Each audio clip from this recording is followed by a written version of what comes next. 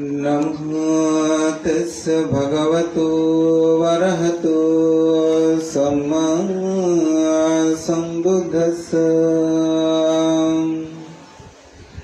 कठिनादनं दत्त्वा संगिगो नो वरोत्तमे हितो तिंस्य महकप्येन विजानामि दुःखति यावत् सब्बदानानि कुवस्स सतां ददे एकस्य कठिनादनस्य कलं न घन्ति सोलसि सब्बेदनं दधन्तेन अस्मिन् पटाभिमण्डले एकस्य कठिनादनस्य कलं न घन्ति सोलसि तस्माहि जानामायेन कठिनस्य गुणां बहु दत्तं कठिनं धनं भविष्यति महाफलम् धम्मापीत्य सुखं सेति विपश्यन्नेन चेतसा हर्यप्पवेदित धम्मो सदरमित पंडितो एतेन सस्वाचेन होतु ते जयमङ्गलं ते।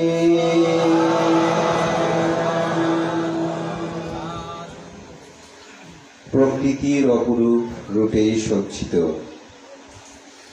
রাঙামাটির অত্যন্ত সমৃদ্ধময় রাঙ্গাদুলচরি সাক্ষ্যকুল বৌদ্ধ বিহারের দানোত্তম দানশ্রেষ্ঠ শুভকঠিন চিবর দান সভার সভাপতি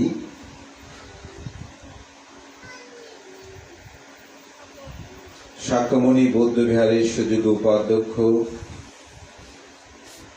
আমার অত্যন্ত পরম হিতৈষী কল্যাণ মিত্র প্রিয় ভাজন পদন্ত শান্তিজ্যোতি স্থপিত মহাতের মহোদয়, অনুষ্ঠানে উপস্থিত মাননীয় ভিক্ষু সংঘ, আজকের অনুষ্ঠানের অতিথিবৃন্দ, উপাসক উপাসিকা, দায়ী দেয়িকাবৃন্দ, আপনাদের সকলের প্রতি মৈত্রীচিত্তে পুণ্যদান এবং আশীর্বাদ জ্ঞাপন করছি। সংঘের প্রতি বিনম্র চিত্তে বন্দনা অর্ঘ্য নিবেদন এবং এই অত্র অঞ্চলকে যিনি সমৃদ্ধ করেছেন তার কর্মময় জীবন দিয়ে, যিনি সাদা মনের মানুষ হিসাবে খ্যাত, সদ্য প্রয়াত পরম শ্রদ্ধেয় তিলকানন্দ মহাতেরোর প্রতি পুণ্যদানান্তে শ্রদ্ধা অর্ঘ্য বন্দনা নিবেদন করছি।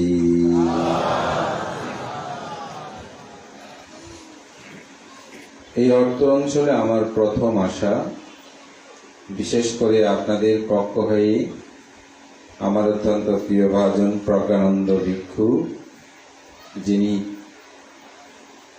কক্সবাজারে রামুরতে অবস্থান করেন, এই অঞ্চলে জন্মজাত সন্তান, তার আহ্বান এবং এই বিহারের বিহারাধ্যক্ষ জগৎ কীর্তি ভিক্ষুর আপনাদের পক্ষ হয়ে তাদের আহ্বানে উপস্থিত হতে পেরে খুবই ভালো লাগছে। এবং এখানে যে নতুন একটি পরিবেশে আমার আশা, আপনাদের ধর্মীয় উৎসবগুলো কিভাবে করা হয় তা দেখার সৌভাগ্য আমাকে প্রকৃত করেছে এবং আপনাদের সম্মান, শ্রদ্ধা, গৌরব, ভিক্ষু সংঘদের সৌহার্দ্যপূর্ণ ভাবে আমাকে প্রীতি সম্ভাষণে গ্রহণ করার বিষয়টা দেখে খুবই প্রীত আনন্দ অনুভব করছি। আমি মহান সংঘের প্রতি বন্দনা এবং কৃতজ্ঞতা জ্ঞাপন করছি। ধর্মপ্রাণ প্রিয় উপাসক উপাসিকা বিন্দু, বুদ্ধির সময়কালে জেতবন বিহারে যখন বুদ্ধ অবস্থান করছেন, সেখানে একজন ভিক্ষু, সে খেতে গেলেও ওহ সুখ, বসতে গেলে ওহ সুখ, শুইতে গেলেও ওহ সুখ, হাঁটতে গেলেও ওহ সুখ, এরকম করে ওহ সুখ করত। ভিক্ষু সংঘরা এটা নিয়ে আলোচনা করছে, বলেছে এই ভিক্ষুটা মনে হয় গৃহী জীবনে, অর্থাৎ সাধারণ জীবনে আপনাদের মতো বোধহয় খুব দরিদ্র ঘরের মানুষ ছিল, এখন ভিক্ষু হয়েছে, খুব ভালো ভালো খাদ্যদ্রব্য পাচ্ছে, সেগুলো কি খুব সুখে আছে, সেজন্যই সে বলতেছে খেতে গেলে ওহ সুখ, কারণ কাজকর্ম করতে হয় না, বসে বসে খাচ্ছে, এই জন্যই মনে হয় সে ওহ সুখ করে। তো এই বিষয়টা নিয়ে সেখানে আলাপ হচ্ছিল। তো বুদ্ধ তাদের আলাপ আলোচনা, যেটাকে আমরা সমালোচনা বলি, তো সমালোচনা বুদ্ধের কানে গেল, মানে বুদ্ধ শুনেছেন। বুদ্ধ ভিক্ষু সংঘদেরকে ডাকলেন, ডেকে জিজ্ঞাসা করলেন, হে ভিক্ষুগণ, তোমরা কাকে নিয়ে এত সমালোচনা করছো, কাকে নিয়ে এত আলাপ করছো? বলছে, তথাগত বুদ্ধ, আমাদের এখানে ওই অমুক ভিক্ষু আছে না, সে খেতে গেলেও ওহ সুখ করে, বসতে গেলেও ওহ সুখ করে, শুইতে গেলেও ওহ সুখ করে, হাঁটতে গেলে ওহ সুখ, এরকম করে উঠি। ও ঠিক আছে, ভিক্ষুটাকে ডেকে নিয়ে আসো। তো ভিক্ষুটাকে ডেকে আনলো। তো বুদ্ধ জিজ্ঞাসা করছে, হে ভিক্ষু, তুমি নাকি ধ্যান বসলে, চোখ কেটে বসে থাকলে সেখানেও বলো ওহ সুখ, হাঁটতে গেলেও বলো ওহ সুখ, শুইতে গেলেও ওহ সুখ, কথাটা কি ঠিক? তখন তিনি বললেন, বুদ্ধকে বন্দনা নিবেদন করে, তথাগত বুদ্ধগণ কিছু কিছু বিষয়ে জেনেও প্রশ্ন করেন, আবার ধর্ম কথা উত্থাপন করার জন্য প্রশ্ন করেন। তো তথাগত বুদ্ধ, আপনি যেহেতু জিজ্ঞাসা করছেন তাই আমি বলছি, কারণ বুদ্ধ তো সর্বজ্ঞ, তিনি জানেন, কেন তাহলে প্রশ্ন করছেন, স্বাভাবিক। তো সেজন্যই বলছে, বুদ্ধগণ কিছু কিছু বিষয়ে জেনেও প্রশ্ন করেন, আবার ধর্ম কথা উত্থাপন করার জন্য প্রশ্ন করেন। তখন তিনি বললেন, তথাগত বুদ্ধ, আমি আমার পিতার পক্ষ থেকে 80 কোটি স্বর্ণ মুদ্রা লাভ করেছি। অত উত্তরাধিকারী, অনেকে পিতা মাতা থেকে পাই না, এভাবে আমি নিজে পরিশ্রম করে আমার সম্পদের পরিমাণ হচ্ছে 80 কোটি স্বর্ণ মুদ্রা। আমার শ্বশুর বাড়ি থেকে, অনেকে স্ত্রী থেকেও পায় না শ্বশুর বাড়ি, আমি শ্বশুর বাড়ি থেকেও পেয়েছি 80 কোটি স্বর্ণ মুদ্রা। তাহলে তিনি কি দরিদ্র? না, তার কোটি কোটি সম্পদের সে মালিক। বলছে, এই বিভব সম্পত্তির মধ্যে থেকে আমি যেই সুখ লাভ করি নাই, যেই সুখ আমি উপলব্ধি করতে পারি নাই, আপনার বৌদ্ধ শাসনে এসে আমি যে বিমুক্তি সুখ লাভ করছি, আমি প্রতিনিয়ত সেটা চিন্তা করে করেই আমি বলি ওহ সুখ, ওহ সুখ, ওহ সুখ বলে আমি আত্মপ্রসাদ করি। তো অনেক সময় আমরা সুখে মানুষ নাচানাচি করে না, এই যে ফুটবল খেলা দেখেন, ক্রিকেট খেলা দেখেন, বিভিন্ন খেলা দেখেন না, মারামারি, কতগুলো মানুষ বক্সিংও দেখে, এগুলো দেখে একজন একজনকে মারলে লাফালাফি করে, চিৎকার চেঁচামেচি করে। হ্যাঁ, অনেক সময় লাফালাফি করতে করতে টিভি ভেঙে ফেলেছে এমনও আছে, নাচানাচি করতে করতে এরকম শোক করে।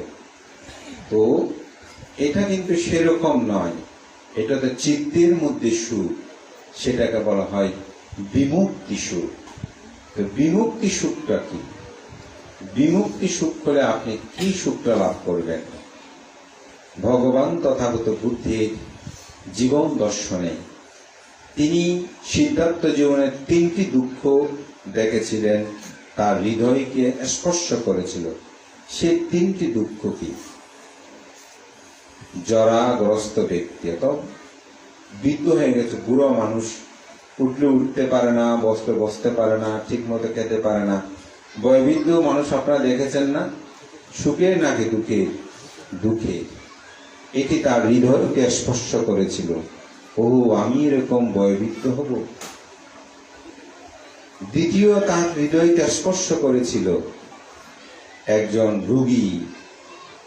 আপনারা কি যে রোগে কাতর হয়ে কান্নাকাটি করতে, আপনারা সেরকম রোগী দেখেছেন? সবাই আমরা দেখেছি। নিজেরও অনেক সময় জ্বরে বেদনার কান্নাকাটি করেছি না? ঠিক সেরকম অর্থাৎ রোগী ব্যাধিগ্রস্ত মানুষ দেখেছেন। তখন চিন্তা করছেন রাজকুমার সিদ্ধার্থ, ও আমি এরকম হব, আমাকে এরকম রোগে আক্রমণ করবে। তৃতীয়, তিনি মৃত ব্যক্তি দেখলেন, মানুষ মরে গেছে। সেটা দেখেই তিনি ভাবলেন, ও আমাকে এরকম মরতে হবে। আমার এত অর্থ, বৃত্ত, প্রাচুর্য, ধন সম্পদ, এগুলো তো আমাকে একদিন ছাড়তে হবে। আমি কিভাবে এই দুঃখ থেকে মুক্তি হতে পারি, সেই পথটাই আমাকে বের করতে হবে। তখন চতুর্থ, তিনি একটি জিনিস দেখলেন, এক সন্ন্যাসী। জিজ্ঞাসা করলেন তার সেই বন্ধু সন্তর সারথীকে, যে বন্ধু, এই লোকটা কে? বলে যে উনি একজন সন্ন্যাসী, তিনি মুক্তির জন্য ঘুরছেন। বলে যে এই পথটাই আমাকে বেছে নিতে হবে। তখন 29 বছর বয়সে তিনি আষাঢ়ী পূর্ণিমা তিথিতে রাজপ্রাসাদ থেকে তিনি অবিনিষ্ক্রমণ করেন, অর্থাৎ গৃহ ত্যাগ করেন। তিনি ঋষি আলাম, কালা, রামপুত্র, রুদ্র এরকম মনীষীদের কাছেও গিয়ে তিনি ধ্যান করেছেন। কিন্তু সেখানে তিনি জরামুক্ত, ব্যাধি মুক্ত, মৃত্যু মুক্ত জীবন তিনি লাভ করতে পারলেন না। দেখলেন যে এগুলো তাকে জন্ম জন্মান্তর আক্রমণ করবে। তখন তাদেরকে ছেড়ে তিনি আসলেন গয়ার বুদিদুর্মতলে। একাকী অনেক ধ্যান করেছেন। প্রথমেই তিনি কিচ্ছু সাধন করেছেন, অর্থাৎ না খেয়ে আমি ধ্যান করবো, দেখি কেমন হবে। না খেয়ে তিনি ধ্যান করেছেন। সাহিত্যে কথিত আছে, পেটে হাত দিলে পিঠের হাড়গুলো ধরা যেত, এরকম একেবারে শুকিয়ে গেছে। তিনি মুচ্ছন্ন হয়ে পড়েছেন, যেটা আমরা অজ্ঞান বলি। তখন একটি দৈব শক্তি আসলো, কণ্ঠ আসলো, যে মাতৃমা পাটি পদ, আপনি মধ্যম পদ অবলম্বন করেন। আমাদের মধ্যে অনেক মানুষ আছে, অষ্টশীল নিলে এক গ্লাস পানিও খায় না। বোধবান তা আমি এমনভাবে অষ্টশীল পালন করি, এক গ্লাস পানি পর্যন্ত খায় না, এরকম পান করি না, এরকম কিন্তু ঠিক না। বুদ্ধ মধ্যম পদের কথা বলেছেন। এখানে আপনি শরীরকে কষ্ট দিয়ে বুদ্ধের ধর্ম নয়, কিন্তু এই জন্যই ধর্মচক্র প্রবর্তন সূত্রের মধ্যে বুদ্ধ সেটা বলেছেন যে হীন গ্রাম্য পুতজন অনাত্মা অনারীয় সংহিত, হীন জন্ম হীন গ্রাম্য পুতিজনিত, সেই কাম সম্ভোগ দূরে থাকা এবং কিচ্ছুতা সাধন থেকে দূরে থাকা, এই দুটি নির্দেশ কিন্তু বুদ্ধ প্রথম বিনয় এটা নির্দেশ করেছেন।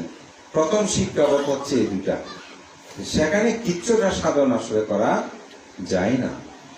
তো তিনি তারপর সোজা তার পায়ে শূন্য গ্রহণ করলেন, মধ্যম পথ অবলম্বনে গয়ার বুদিদুর্মতলে বসে তিনি যখন ধ্যানে নিমগ্ন হলেন, সেখানেই তিনি আবিষ্কার করলেন কেন মানুষ জরাগ্রস্ত হয়, কেন মানুষ ব্যাধিগ্রস্ত হয়, কেন মানুষ মৃত্যুবরণ করে। সেখানেই বুদ্ধ দেখলেন জন্মের কারণে মানুষ জরাগ্রস্ত হয়, জন্মের কারণে মানুষ ব্যাধিগ্রস্ত হয়, জন্মের কারণে মানুষ মৃত্যুবরণ করে, জন্মের কারণে অপ্রিয় সংযোগ হয়, জন্মের কারণে প্রিয় বিয়োগ হয়, জন্মের কারণে স্থিত বস্তু আলাপজনিত দুঃখ, অর্থাৎ যাহা চায় তাহা না পাওয়ার দুঃখ হয়, জন্মের কারণে পঞ্চ উপাদান স্কন্ধের দুঃখ উৎপন্ন হয়। এই জন্মের কারণ কি? এই জন্মের কারণ হচ্ছে অবিদ্যা। এই অবিদ্যাকে নিরোধ করতে পারলে দুঃখ নিরোধ হবে, জন্ম নিরোধ হবে। এই অবিদ্যা নিরোধের উপায় কি? আরিয়াটাঙ্গিক মার্গ সাত্থানাং বিশুদ্ধিয়া।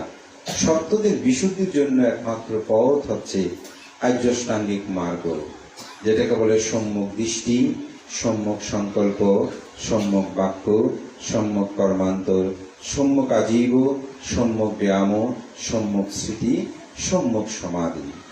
এই পথ ধরে যখন কোনো মানুষ আত্মসাধনায় নিমগ্ন হবে, তখন তিনি বিমুক্তি লাভ করবে। সে বিমুক্তি কি? যাহা অর্জন করলে জন্ম দুঃখ, জরা দুঃখ, ব্যাধি দুঃখ, মরণ দুঃখ, অপ্রিয় সংযোগ দুঃখ, প্রিয় বিয়োগ দুঃখ, স্পুষ্ট অভাব দুঃখ, পঞ্চপাদান স্কন্ধ দুঃখ থাকবে না। পৃথিবীতে যত দুঃখ আছে, এই সমগ্র দুঃখ কিন্তু এই 8টি দুঃখের মধ্যে সন্নিহিত রয়েছে। আপনি যে দুঃখ বলবেন, দেখবেন এই 8টির মধ্যে একটার মধ্যে অন্তর্ভুক্ত হয়ে যাবে। এটা থেকে মুক্তি লাভ করাকে বলা হয় বিমুক্তি লাভ। এই বিমুক্তি লাভটাই হচ্ছে কি? নির্বাণ। অঙ্গুত্তর নিকায়ের একাদশ নিপাতে সম্ভবত তথাগত বুদ্ধকে আনন্দস্তবীর প্রশ্ন করেছেন যে, তথাগত বুদ্ধ, আমরা যে দানাদি শিলাদি কুশলা কর্ম সম্পাদন করি, তার উদ্দেশ্য কি? আপনারা যে আজকে এখানে অনেক কঠিন চিবর দান সহ আরো বিবিধ দান কর্ম করেছেন, তার উদ্দেশ্য কি? তার একটা অবশ্যই কি আছে? উদ্দেশ্য আছে। তো আনন্দ তথাগত বুদ্ধকে জিজ্ঞাসা করছেন, তথাগত বুদ্ধ, আমরা যে কুশলাদি কর্ম সম্পাদন করি, তার উদ্দেশ্য কি? এটা অবশ্যই একটা উদ্দেশ্য আছে। বুদ্ধ বললেন, তার উদ্দেশ্য হচ্ছে অনুতাপহীন হওয়া। তার উদ্দেশ্য কি? অনুতাপহীন হওয়া। তো কেন অনুতাপ? শীলের সাথে বা দানের সাথে অনুতাপহীন হওয়ার সম্পর্ক কি? আমি একটু ব্যাখ্যা করি। যেমন আপনি খুব কৃপণ মানুষ, কখনো কাউকে কোনোদিন দান ধর্ম করেন নাই, বিশাল অর্থবিত্ত সম্পদের মালিক হয়ে জীবন ধারণ করলেন, মৃত্যুর সময় আপনার কাছে অনুতাপ উৎপন্ন হবে, ওহো এত ধন সম্পদ, আমি তো কিছুই নিয়ে যেতে পারছি না। কি উৎপন্ন হবে? অনুতাপ উৎপন্ন হবে।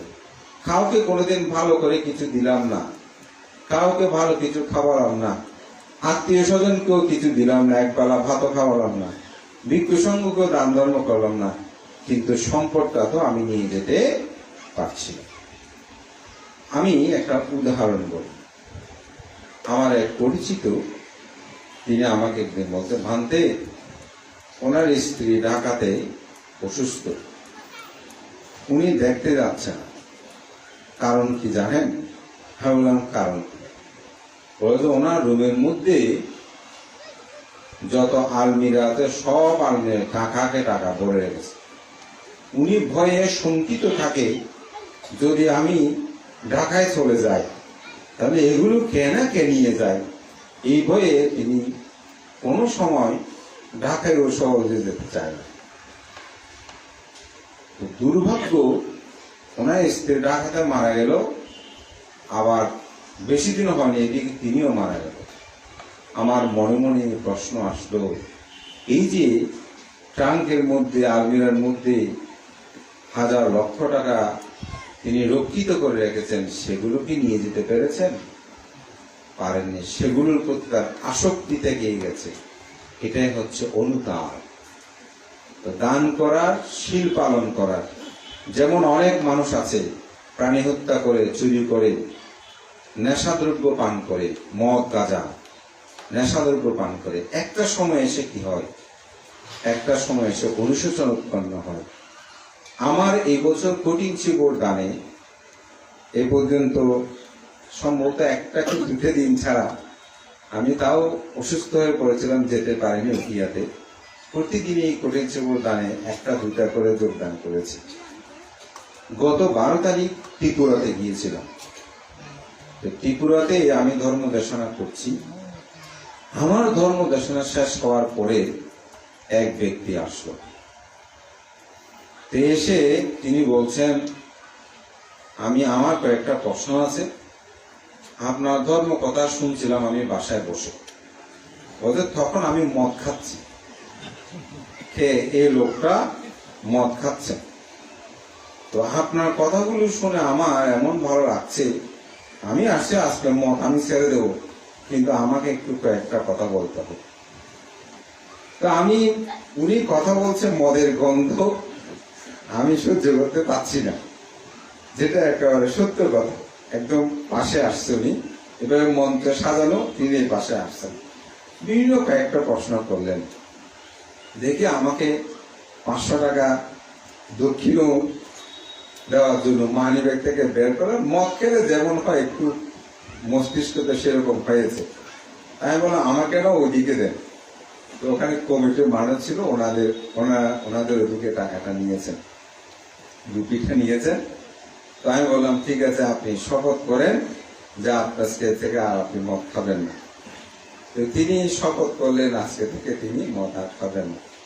তো সাথে ওনার বাবাও আছে, ছেলেটা বোধহয় একটা বোন বা স্ত্রী যে কোনো কেউ হতে পারে। তো তাদেরকে বললাম উনি যদি মদ পান করে আমাকে ফোন করে জানাবেন, এরকম বললাম। খাবে কি খাবে না জানি না, কারণ তখনও তো মদের গন্ধে তার মুখ থেকে বের হচ্ছে, কথাটা কতক্ষণ সঠিক থাকে জানি না। তবে আমার নিজের মধ্যে খুব ভালো লেগেছে, একটা মদতিকে অন্তর্পক্ষে ধর্ম কথা শুনতে, মদের আসর থেকে তুলে ধর্ম সভাতেই নিয়ে আসা সম্ভব হয়েছে। এই জন্য আমি তাকে পুণ্যদান করি এবং দেবতাগণকে আমি পুণ্যদান করি, যে মদের আসর থেকে তুলে আনা এতগুলো মানুষের সামনে, এটা কিন্তু সাধারণ কোনো বিষয় নয়। তা আমার 3 দিন খুব কষ্ট হয়েছে আসা যাওয়া করতে, এবং মনে মনে ভেবেছি না আমার যাওয়াটা ধর্ম অভিযানটা সার্থক, যে অন্তপক্ষে মদ খাওয়া থেকে বন্ধ করে হলো তাকে নিয়ে আসতে পেরেছি।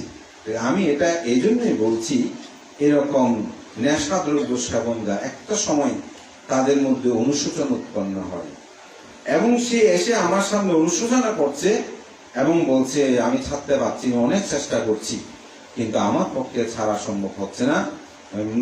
অনেকবার শপথ নিই কিন্তু আবার খেতে ইচ্ছে করে আবার সেখানে যায়।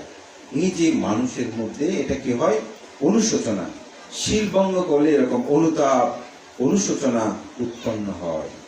যেমন বুদ্ধের সময় গেলে অসংখ্য এরকম ঘটনা আছে। একজন সে বুদ্ধের অর্থাৎ ভিক্ষুর সঙ্গে বিদ্বেষী ছিল। ভিক্ষুরা যখন পিণ্ডচারণ বের হতো সে গালিমন্দ করত, কিন্তু তার স্ত্রী খুব ধার্মিক ছিল, সে সবসময় ভিক্ষুদেরকে সোয়াইন দিত। তো সোয়াইন এদিকে স্ত্রী যখন রাস্তায় দাঁড়িয়ে পিণ্ডচারণরত ভিক্ষুকে সোয়াইন দিত, ওদিকে সে গালিমন্দ করত। তো একদিন তিনি পিণ্ডচারণে বের হয়েছে, উপাসিকা পিণ্ড দিচ্ছে কিন্তু বাড়ির থেকে কোনো গালিমন্দ শোনা যাচ্ছে না। তখন উপাসিকাকে জিজ্ঞাসা করছে, উপাসিকা আপনার স্বামী কি নাই? বলে যে ভান্তে আছেন, আমার স্বামী খুব বেশি অসুস্থ। ও বলে যে আমি কি ওনাকে একটু দেখতে যেতে পারি? উপাসিকা খুব লজ্জা পাচ্ছিল। কেন? কারণ আমার স্বামী তো প্রত্যেকদিন গালিমন্দ করে, আর এই ভান্তে অসুস্থ শোনার সাথে সাথে যেতে চাচ্ছে। ভান্তে ভান্তে ভান্তে আসুন গেল, গিয়ে বসেছে। সেই ভান থেকে দেখে এই উপাসিকার স্বামী স্বাভাবিক একটু লজ্জা আসছে, আমি প্রত্যেকদিন গালিমন্দ করি, সে ভান্তে আজকে আমার গালির শব্দ না শুনে আমাকে দেখতে চলে এসেছে, স্বাভাবিক একটু লজ্জা তো লাগবেই। তো সেখানে বসে আসন দিয়েছে। বলে যে আপনি কি তিসরণ সহ পঞ্চশীল নেবেন? তার ইচ্ছে হচ্ছিল না লজ্জায় অনুতাপের কারণে, বলে যে হ্যাঁ নেব। তখন তিনি বুদ্ধাং শরণং গাচ্ছামি, ধম্মাং শরণং গাচ্ছামি, সাঙ্গাং শরণং গাচ্ছামি, এই 3 বার তিসরণ দিলেন। তিনি কিন্তু খুব প্রাণী হত্যা করত। আমি খুব সংক্ষেপে কথাগুলো বলছি মূল জায়গার জন্য। তো পানাদি পাতা বেরামানি, শিক্ষা প্রদান সমাজে আমি বলতে পারিনি, এই পানাদি পাতা বেরামণি বলা অতটুকু উচ্চারণ করেছে, এর মধ্যে তার মৃত্যু হলো। কিন্তু যেহেতু বুদ্ধের প্রতি, ধর্মের প্রতি, সঙ্গের প্রতি তার চিত্ত প্রসন্ন ছিল, যার কারণে মৃত্যু বলার সাথে সাথে সে স্বর্গের মধ্যে উৎপন্ন হয়। ধর্মপ্রাণ প্রিয় উপাসক উপাসিকা বিন্দু, আমি এটাই বলছি, মানুষের যদি শীল ভঙ্গ করে, কৃপণ হয়, মাৎসর্যময় হয়, একসময় তার মধ্যে অনুশোচন উৎপন্ন হয়। আর যার মধ্যে ত্যাগ ও চিত্ত চেতনা থাকে তিনি অনুতাপহীন হয়, অর্থাৎ তার মধ্যে কোনো অনুতাপ থাকে না। আবার জিজ্ঞাসা করছেন তথাগত বুদ্ধ, অনুতাপহীন হওয়ার উদ্দেশ্য কি, অর্থাৎ কি কারণে আপনি অনুতাপহীন হবেন? তখন বুদ্ধ বলছেন, যিনি অনুতাপহীন হয় তার মধ্যে সুখ উৎপন্ন হয়। আপনার মধ্যে যদি কোনো অনুতাপ না থাকে, সুখ আসবে না। অনেকে বলে, ভান্তে আমার জীবন আমি কোনোদিন কাউকে একটু ঠকাইনি, আমি একটা পয়সা আমাদের ঠকিয়ে নিই নাই, ভান্তে আমি কখনো কোনো সময় এক চামচ মদ পান করিনি, ভান্তে দুই একটা মিথ্যা কথা বললেও কোনোদিন আমি প্রাণী হত্যা করি নাই। একটা না একটা সত্য মানুষের মধ্যে কিন্তু থাকে। এরকম অনেকের কাছে এরকম একটা ত্যাগদীপ্ততা কি থাকে, অনেক সময় আনন্দ থাকে, সুখ থাকে। বান্ধব মরলেও আমার কোনো দুঃখ নাই, কারণ আমি সৎভাবে জীবন যাপন করেছি। আমার কাছে অনেক অট্টালিকা ধন সম্পদ না থাকলেও কিন্তু আমি ভালোভাবে জীবন যাপন করেছি। তার কাছে কি উৎপন্ন হচ্ছে? সুখ। ওদের সুখ লাভ করার উদ্দেশ্য কি? ওদের সুখ লাভ করার উদ্দেশ্য হচ্ছে প্রীতি লাভ করা। ওদের প্রীতি লাভ করার উদ্দেশ্য কি? ওদের প্রীতি লাভ করার উদ্দেশ্য হচ্ছে চিত্ত সমাধিস্থ হওয়া। প্রীতি মানে এটা সুখের চেয়েও আরো একটু বেশি গভীর অনুভূতির সুখতা। প্রীতিটা হচ্ছে সুখের চেয়ে আরো একটু বেশি গভীর, এটা ধ্যান জগতের একটি অনুভূতি। এই প্রীতি লাভ করা, প্রীতি লাভ করার উদ্দেশ্য কি? চিত্তে সমাধিস্থ হওয়া। আর্যাষ্টাঙ্গিক মার্গের শেষেরটা কি? সৌম্য সমাধি। এই সমাধি থেকে কিন্তু প্রথম ধ্যান, দ্বিতীয় ধ্যান, তৃতীয় ধ্যান, চতুর্থ ধ্যান এখানেই উপনীত হয়, অর্থাৎ গভীরে প্রবেশ করে বিমুক্তির দিকে যায়। সেজন্য বলছে প্রীতি লাভ করা, বলছে সমাধি লাভ করা, অর্থাৎ একাগ্রতা, চিত্তের একাগ্রতা লাভ করা, সমাধিস্থ হওয়া। ওদের সমাধিস্থ হওয়ার উদ্দেশ্য কি? ওদের সমাধিস্থ হওয়ার উদ্দেশ্য হচ্ছে বিমুক্তি লাভ করা। বলছে বিমুক্তি লাভ করার উদ্দেশ্য কি? বিমুক্তি লাভ করার উদ্দেশ্য হচ্ছে প্রজ্ঞা লাভ করা। বলছে প্রজ্ঞা, প্রজ্ঞা মানে সত্যকে সত্য রূপে জানা, মিথ্যাকে মিথ্যা রূপে জানা। আমরা যেটাকে সঠিকভাবে জানবো, যেমন আমার সামনে এখানে একটি পানির বোতল আছে না, এটা যদি আমি আপনাদেরকে জিজ্ঞাসা করি উপাসক উপাসক এটা কি, সবাই বলবেন বাদ এটা পানি। আসলে কি এটা পানি? বলুন তো। খেয়ে দেখলেন, বলে যে হ্যাঁ বানতে পানি। কিন্তু এটা যখন আপনি একটি উত্তপ্ত কড়াইয়ের মধ্যে আপনি পানিগুলো ফেলে দেবেন, দেখবেন ভালো করে আগুন যখন দিলেন, কিছুক্ষণ পর পানি সব শুকিয়ে গেছে, ওখানে আর পানি নেই। পানিগুলো কোথায় গেছে? শুকিয়ে গেছে। শুকিয়ে গেছে মানে কি? দুটি বাতাসে পরিণত হয়েছে। এটাকে এই জন্যই পানির সাংকেতিক চিহ্নটাকে কি বলে? H2O, হাইড্রোজেন এবং অক্সিজেন। তাহলে পানিটা আমরা বলছি, কিন্তু এটাকে যখন গভীরভাবে পর্যবেক্ষণ করা হবে, বিক্রিয়করণ করা হবে, তখন বলা হচ্ছে একটা মাত্র দুটি বাতাস, একটা হচ্ছে হাইড্রোজেন আর একটা হচ্ছে অক্সিজেন। এই প্রজ্ঞা এই গভীর বিষয়টাকে দেখে আমি যাকে সত্য মনে করি, লৌকিক ভাবে প্রজ্ঞা তাকে সত্য বলে মনে হয়। গুহা পায়নি, মূলত বৃক্ষতলে বসেই তারা বর্ষাবাস উদযাপন করেছে। বর্ষাবাস শেষ করে বুদ্ধের সাক্ষাতে আসলেন। বুদ্ধ তাদেরকে দেখে জিজ্ঞাসা করলেন, হে ভিক্ষুগণ, তোমরা কিভাবে বর্ষাবাস উদযাপন করেছো, প্রবর্ণনা করেছো? তথাগত বুদ্ধ, আমরা এরূপ ভাবে উৎকণ্ঠ ছিলাম, শেষ করে আপনার কাছে এসেছি। বুদ্ধ তাদের করণীয় যে চিবর ছিল সেগুলো দেখে দেখতে পেল শিকড়গুলো পরিধান করার অযোগ্য হয়ে গেছে, ছেঁচড়া হয়ে গেছে, ছিঁড়ে গেছে। বুদ্ধ তাহা দেখে সেখানে ভিক্ষু সংঘদেরকে বললেন, হে ভিক্ষুগণ, যারা ত্রৈমাসিক বর্ষব্রত যথাযথ উদযাপন করবে, প্রবরণা কর্ম সম্পাদন করবে, সেই ভিক্ষুগণ কঠিন আশ্রম করতে পারবে, অর্থাৎ কঠিন চিবর আশ্রম করতে পারবে। আশ্রম শব্দটা নিয়ে একটু মতান্তর আছে। কেউ বলে পুরনো কাপড়টাকে নতুন করা, আবার কেউ বলছে একটা নতুন কাপড় বা চিবর দান করা। যেভাবে হোক, কিন্তু একটা নতুন বস্ত্রের কথাটাই আমাদের পণ্ডিতগণ স্বীকার করে নিয়েছেন। এবং এই কাপড়টি তথাগত সম্মুখ সম্বুদ্ধের বিনয় বিধানে এটাকে কঠিনত্ব পরিণত করে এটা পরিধানের মাধ্যমে কঠিন করা হয়। ধর্মপ্রাণ প্রিয় উপাসক উপাসিকা বিন্দু, তখনই ভগবান তথাগত বুদ্ধ তার 500 অরহত যারা বিমুক্তি সুখের অধিকারী, ওই ভিক্ষুটাও কি ছিল? অরহত ছিল, যাকে নিয়ে আমি দেশনাটা শুরু করেছিলাম। তো বিমুক্তি লাভ মানে হচ্ছে আসলে সেটা হচ্ছে অরহত হওয়া, অর্থাৎ নির্বাণ সাক্ষাৎ করা। এইরকম 500 জন ভিক্ষু নিয়ে অনবতপ্তে সহস্র পদ্ম পুরীতে বসে সেখানে কঠিন চিবর দানের কথা বলতে প্রথমে নাগিতস্থবিদকে বললেন, যে গাথাগুলো দিয়ে আমার দেশনাটা আমি শুরু করেছি। সেখানে নাগিতস্থবিদকে বললেন যে তুমি যে কঠিন চিবর দান করেছো তার আনিসঙ্গ সম্পর্কে বলো। তখন তিনি বললেন যে কাঠিনা দানাং দাত্তওয়ানা সাঙ্গে গুণবারুত্তমে ইততিনসু মহাকাব্যে নাবিজা নামি দুর্গাতিন। তিনি বললেন, আজ হতে 30 কল্প পূর্বে শিখি বুদ্ধের সময়ে আমি একখানা কঠিন চিবর দান করেছিলাম। সেই কঠিন চিবর দানের পুণ্য পারামিতে আমি 30 কল্প পর্যন্ত নরক দুর্গতিতে গমন করি নাই।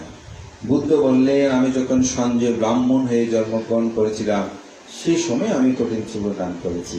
তখন বুদ্ধ বলছেন যে এই 100 বর্ষ ব্যাপী যদি পৃথিবীর সমগ্র দানীয় বস্তু দান করা হয়, একখানা কঠিন চিবর দানের 16 ভাগের 1 ভাগ হবে না। বুদ্ধ বলছেন যে পৃথিবীর সুমেরু পর্বত পর্যন্ত উচ্চ করেও যদি আপনি 100 বর্ষ ব্যাপী আজকে যে অষ্টপরিষ্কার আছে, ত্রিচিবর আছে, এগুলো দান করেন, তথাপি একখানা কঠিন চিবর দানের 16 ভাগের 1 ভাগ হবে না। তসমা হি জানা মানে না কাঠিনাস্য গুণাং বাহুম দাতাব্বাং কাঠিনাং দানাং ভাবিষ্যতে মহাপালাং। বুদ্ধ বলছেন, এই কঠিন চিবর দানের আনিসংস সম্পর্কে জেনে জীবনে একবার হলেও যেন আমরা কঠিন চিবর দানের কর্ম সম্পাদন করি। এটি এই জন্যই অত্যন্ত গুরুত্ববহ।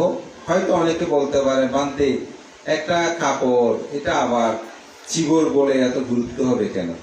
আসলে কাপড় আর চিবরের মধ্যে পার্থক্য আছে, বস্ত্র আর চিবরের মধ্যে পার্থক্য আছে। আপনারা কাপড় এক একজনে এক এক রকম পরতে পারে, কোনো সমস্যা নাই, কিন্তু ভিক্ষুরা সেরকম পারে না। তাদের পরিধীয় বস্ত্রগুলো অবশ্যই টুকরো টুকরো হতে হয়, সেজন্য এটা আলাদা বৈশিষ্ট্য। এই জন্য বলছে চিত মানে উত্তম, বর মানে বস্ত্র, একটু উত্তম বস্ত্র যেটাকে চিবর বলা হয়। এবং এটাকে আমরা অনেকে জানি অরহত ধ্বজা হিসাবে এটি খ্যাত। এই চিবর দানের বিষয়টার সাথে সাধারণ গৃহীদের বস্ত্র দানের এটা তুলনা করাও যায় না। এই কারণে এটার কঠিনত্ব কি যিনি গ্রহণ করবেন তাকে অবশ্যই ত্রৈমাসিক বর্ষব্রত যথাযথভাবে উদযাপন করতে হবে, তাকে প্রবারণা কর্ম সম্পাদন করতে হবে। এটি গ্রহণ করার সময়ও সে ভিক্ষু লোভ করে নিতে পারবে না। আপনারা তো বাজারে গেলে এটা দেবো ওটা নেবো না এরকম করে বলা যায়, কিন্তু ভিক্ষুর ক্ষেত্রে সেরকম করেও বলার কোনো সুযোগ নেই। নির্লিপ্ত ভাবে এটাকে গ্রহণ করতে হয়। আসলে মূলত এই অর্থে কঠিন।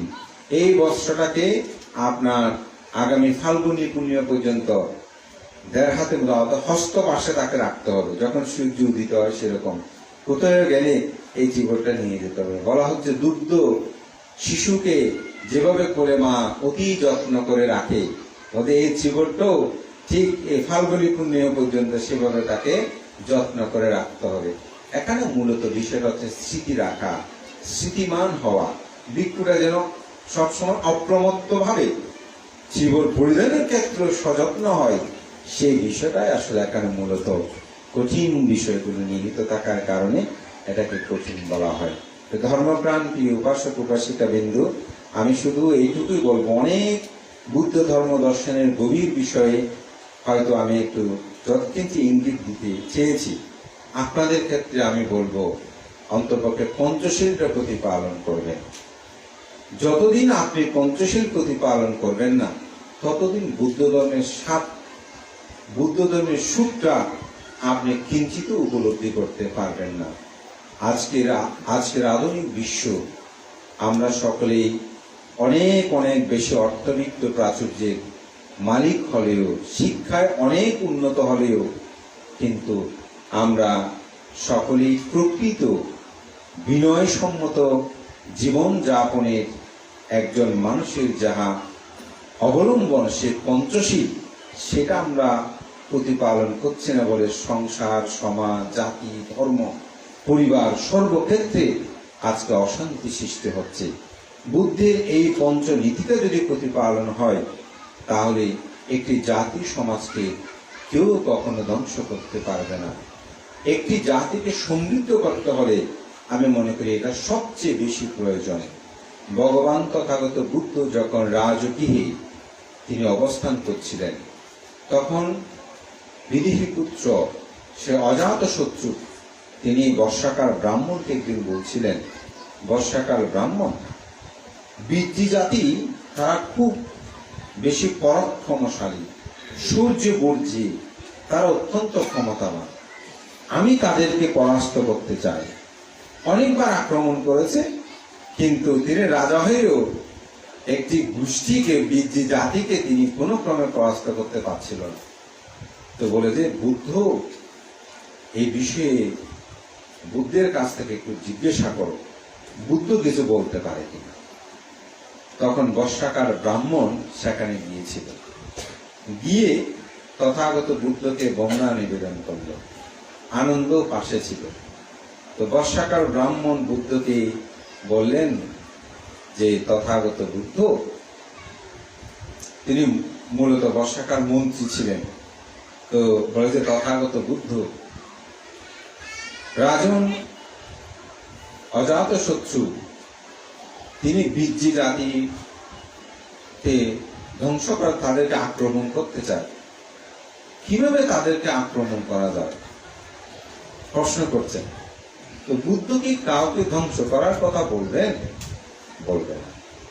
তো বুদ্ধ আনন্দকে উপলব্ধ করে বললেন, আনন্দ, বীর্যি জাতিরা কি যে কোনো কর্ম কাজে তারা সম্মিলিত হয়? অর্থাৎ তারা কি একত্রিত হয় যে কোনো কাজে? বলে যে হ্যাঁ তথাগত বুদ্ধ, তারা যে কোনো কাজে একত্রিত হয়। বলে যতদিন তারা একত্রিত থাকবে, ততদিন তাদেরকে কেউ পরাস্ত করতে পারবে না। আজকে যে বড়ুয়া বলেন, চাকমা বলেন, মারমা বলেন, যেই জাতি বলেন না কেন, এখানে বুদ্ধ এটা সার্বজনীন কথাটা বলেছেন, উপলক্ষে একজনকে হবে। বুদ্ধ বলছেন যতদিন সম্মিলিত থাকবে, ততদিন তাদেরকে কেউ পরাস্ত করতে পারবে না। আমাদের নিজেদের দিকে একটু তাকিয়ে দেখেন, আমাদের পরাজয়ের কারণ হচ্ছে আমাদের বিভক্তি। আমরা একত্রিত হই না, একজনের বিপদ হলে আরেকজনে আগিয়ে যায় না। যতটুকু যাচ্ছি ততটুকু উন্নতি হচ্ছে। আজকে আমরা এখানে সমবেত হয়েছে, কত সুন্দর একটি সভা। আমি সকাল থেকে দেখে প্রমুগ্ধ হয়েছি। সবাই নীরবে নিবৃত্তি ধর্ম করতে এসেছি, ধর্মের মধ্যেই যেন সবাই একদম মজে আছে, এরকম আমার মনে হলো। এই যে সম্মিলিত হওয়া, এখানে শুনেছি 200 পরিবার, বিহারের কত সুন্দর, কত বড় এরিয়া, হ্যাঁ, খাওয়ার জন্য আলাদা ব্যবস্থাপনা, একটা অবস্থাপনা এখানে করা হয়েছে। এটা আমি মনে করি সম্মিলিত থাকা। ছিঁড়ে ছিটে গেলে সেটা বড়দিন হবে না।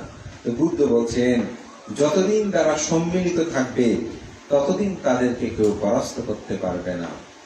আনন্দ, বীর্যিগণ কি সভা সমিতিতে একত্রিত হয়ে একত্রে সিদ্ধান্ত গ্রহণ করে একত্রিতভাবে সেই কার্যগুলো সমাধান করে? হ্যাঁ, তথাগত বুদ্ধ তারা করে। অর্থাৎ একসাথে মিলে সিদ্ধান্ত নেবে। আমরা তো অনেক সময় একজনের সিদ্ধান্ত আমার হয়নি, তার সাথে আর আমি নেই, পালিয়ে যাই। আমাদের উচিত কি, সবাই যখন বলেছে, যেমন এখানে চেয়ারম্যান আছেন, চেয়ারম্যান যখন নির্বাচিত হয়েছে, অবশ্যই নির্বাচনে আগে ওনার পক্ষে বিপক্ষে অনেকে ছিল, কিন্তু উনি যখন চেয়ারে বসেছেন, তখন সবাই ওনার কাছে সমান। ওনাকে ভাবতে হবে এরা সবাই আমার আপনজন। কেন? কারণ ওই চেয়ারটা সবার চেয়ে। কারণ যিনি আপনার সাথে বিরোধিতা করেছেন তিনিও আপনাকে চেয়ারম্যান বলতেছে, কিন্তু প্রথমে আপনাকে চেয়ারম্যান স্বীকৃতি দিতে চাইনি, কিন্তু যখন আপনি চেয়ারম্যান হয়েছেন, আপনি যখন সংসদ সদস্য হয়েছেন, তখন বলতে হচ্ছে তিনি চেয়ারম্যান। আমিও ডাকতেছি, যে ভোট দেনে সে বলতেছে আমাদের চেয়ারম্যান, এটা বলতে বাধ্য। সুতরাং আপনাকেও বলতে হবে আমাদের এই জনগণ, এটাই স্বাভাবিক। যেমন আমাদের কাছে যে কোনো উপাসক গালি দিলেও বলে যে এটা আমাদের উপাসিকা, গালি দিলেও বলে যে এটা আমাদের উপাসক, যিনি সোয়াইন দেয় তাকেও বলি উপাসক, যিনি দেয় না তাকেও বলি উপাসক। কারণ আমার চেয়ারটা এমন জায়গায় আমাকে সবাইকে সমভাবে দেখতে হবে। কিসের মতো? বুদ্ধকে উদাহরণ দিয়ে বলেছেন, বুদ্ধ হচ্ছে সূর্যের মতো। সূর্য তার নিজস্ব গতিতে আলো দিয়ে যায়, যার প্রয়োজন সে আলোটা গ্রহণ করে, যার প্রয়োজনে সে দরজা জানালা বন্ধ করে দেয়। কিন্তু সূর্য কি ধনী গরিব নির্বাচন করে দেয় না। সূর্যের মতো আলো দেয়, আমরা আমাদের মতো করে কি গ্রহণ করে নিই। এই জন্য সভা সমিতিতে যখন সিদ্ধান্ত নেবেন, আমার সাথে ওই সবার সিদ্ধান্ত দ্বিমুখ আছে, কিন্তু যখন সবাই নিয়েছে সেটা আমাকেও সেভাবে পালন করতে হবে। সেভাবে কি তারা সিদ্ধান্ত গ্রহণ করে এবং সেই সিদ্ধান্ত গ্রহণের পর যথাযথভাবে সম্মিলিত কার্য সম্পাদন করে? হ্যাঁ, তথাগত বুদ্ধ তারা করেনি। যতদিন তারা সেটা করবে ততদিন তাদেরকে কেউ ধ্বংস করতে পারবে না। আনন্দ বীরজীগণ কি তারা পূর্বের সুনীতিগুলো যথাযথভাবে প্রতিপালন করে নতুন নতুন কুনীতি প্রবর্তন করে না? হ্যাঁ, তথাগত বুদ্ধ তারা পূর্বের সুনীতিগুলো প্রতিপালন করে, নতুন নতুন কোন আইন তারা কুনীতি অর্থাৎ খারাপ নীতিগুলো প্রবর্তন করে না। অনেক সময় পুরনো কিছু নিয়ম নীতি আছে যেগুলো মান্য করে চলা, যেমন পরিবারের যিনি প্রধান তাকে মান্য করা, বয়োজ্যেষ্ঠদের যারা আছে তাদের কথাগুলো এরকম কিছু পদ্ধতি আছে। যেমন কিছু কিছু প্রথা আছে, সামাজিক প্রথা, যেগুলো সমাজকে সংগঠিত করার ক্ষেত্রে একটি গুরুত্বপূর্ণ ভূমিকা প্রতিপালন করে। সেগুলো যারা যথার্থ প্রতিপালন করে তাদেরকে কেউ কখনো পরাস্ত করতে পারবে না। যারা দুর্নীতি, অনেক সময় ভালো নীতি আছে ওখানে একটা খারাপ নীতি ঢুকিয়ে দিল, তখন সমাজের মধ্যে বিশৃঙ্খলা সৃষ্টি হলো, তখন সমাজ ধ্বংস হয়ে যাবে। এগুলো যারা প্রবর্তন করে না, বুদ্ধিরা এগুলো প্রবর্তন না করে না, তো যতদিন করবে না ততদিন তাদেরকে কেউ পরাস্ত করতে পারবে না। হে আনন্দ, বুদ্ধিগণ কি কুলকুমারীগণকে যথার্থ সম্মান করে, তাদেরকে যথার্থভাবে প্রাপ্য প্রদান করে, তাদের প্রতি গৌরব প্রদর্শন করে? বলে যে হ্যাঁ। যেমন অর্থাৎ নারীদের প্রতি খারাপ ব্যবহার না করা। অনেক সময় নারীদেরকে খারাপ ব্যবহার করে, বলৎকার করে, যেটা বর্তমানে ইভটিজিং বলছে, স্কুল কলেজে যাওয়ার সময় চলে, এগুলো যেন না করে। যে হ্যাঁ, তারা এটা করে না। বলে যতদিন করবে না ততদিন তাদের উন্নতি শ্রীবৃদ্ধ হবে। বলে বীরজীবন কি বয়োজ্যেষ্ঠদেরকে সম্মান করে, শ্রদ্ধা করে? বলে যে হ্যাঁ, তারা সম্মান শ্রদ্ধা করে। বলে যতদিন করবে ততদিন তাদেরকে কেউ পরাস্ত করতে পারবে না। যেমন বয়োবৃদ্ধ যারা আছেন, অনেক সময় আমাদের তরুণ প্রজন্মের অনেক ছেলে মেয়েরা বয়োজ্যেষ্ঠদেরকে কি করতে চায় না, সম্মান করতে চায় না। বুড়া মানুষ হলে, বয়োবৃদ্ধ হলে তাদেরকে মূল্যায়ন করতে চায় না। এমন কি হয়েছে এখন, এখানে কিরকম আছে আমি জানি না, আমাদের তো বড়ুয়াদের বিশেষ করে একটি কালচার আছে, সেটা হচ্ছে কোনো বয়োজ্যেষ্ঠদের হাত নামিয়ে তাকে পায়ে ধরে নমস্কার করা। আমাদের শ্রীমন্ত বাবু আছেন এখানে, আপনারা তো সেখানেই বড় হয়েছেন, জানেন। এখানে আপনাদেরটা কিরকম আমি জানি না, যে পায়ে ধরে একেবারে করা। এখন দেখছি যে সেগুলো নাই, সেগুলো দিন দিন উঠে যাচ্ছে। তাদেরকে সম্মান করতে চায় না। বয়োজ্যেষ্ঠের প্রতি গৌরব সম্মান এটি প্রদর্শন করা। আজকে যিনি সভাপতি উনি আর আমি একই সালে যুক্ত হয়েছি। তো আমি এখানে আসার পরে বড় ভান থেকে জিজ্ঞাসা করছিলাম যাতে আমি বন্দনা করবো, তো উনি বলছেন আমি 2000 সালে হয়েছে, আমিও 2000 সালে। হিসাব করে দেখলাম আমিও 7-8 দিনের, প্রায় 9 দিনের মাত্র ছোট বড়, আমার 9 দিনের উনি ছোট হয়েছে। তো আমরা যখন আমি ওখানে গেলেন, তিনি বলেন মাতা আমি একটু ভালো করে আপনাকে বন্দনা করি। এই যে সম্মান বয়োজ্যেষ্ঠের প্রতি, অথচ আমি সমবয়সী, আমি বলে না না প্রয়োজন, বলে না মানতে। এই যে গৌরব সম্মান প্রদর্শন, এটা আজ্ঞায়ন সূত্রের মধ্যে বুদ্ধ বলেছেন, যিনি বড় অগ্র থাকে, আজ্ঞায়ন সূত্রে বলছেন তাকে অগ্রে স্থান দেবে, অগ্রে বস্ত্র দেবে, অগ্রে খেতে দেবে, অগ্রে জায়গায় দেবে। এটাই হচ্ছে বয়োজ্যেষ্ঠের প্রতি আসলে সম্মান করা। এগুলো যদি চলে যায় তাহলে কিন্তু বিনয় যদি না থাকে, বয়োজ্যেষ্ঠ সম্মান না থাকে, তাহলে রক্ষিত হবে না। সেজন্য বলছে মুরব্বীরা আপনাদের মধ্যে, গৃহীদের মধ্যে এই নিয়মগুলো থাকা কিন্তু খুব বেশি দরকার। ছেলে মেয়েদেরকে আপনারা এই শিক্ষাগুলো দেবেন, আপনাদের যেটা নিয়ম আছে সেভাবে বয়োজ্যেষ্ঠকে সম্মান শ্রদ্ধা করার গৌরবতাগুলো দেবেন। পুরনো চরিত্রগুলো সংস্কার করবেন। এই যে এখানে একটু আগে আমাদের অতিথি মহোদয় বলছেন এটি দ্বিতলা করতে হবে, এটাকে সংস্কার করতে হবে, আপনারা প্রস্তাবনা দিয়েছেন। এগুলো যেন বিহারকে রক্ষণাবেক্ষণ করা। 3 মাস বিহারে আসলাম, ভিক্ষু সংঘদের সাথে দেখা সাক্ষাৎ হলো, আর নাই সেটা হবে না। তাদেরকে রক্ষা করার জন্য প্রতিনিয়ত আমি মনে করি সচেষ্ট থাকাটা খুব দরকার। সেই বিহারের সংস্কার কর্মগুলো যতদিন তারা এটা করবে বীর্যগণ, ততদিন তারা পরাস্ত হবে না।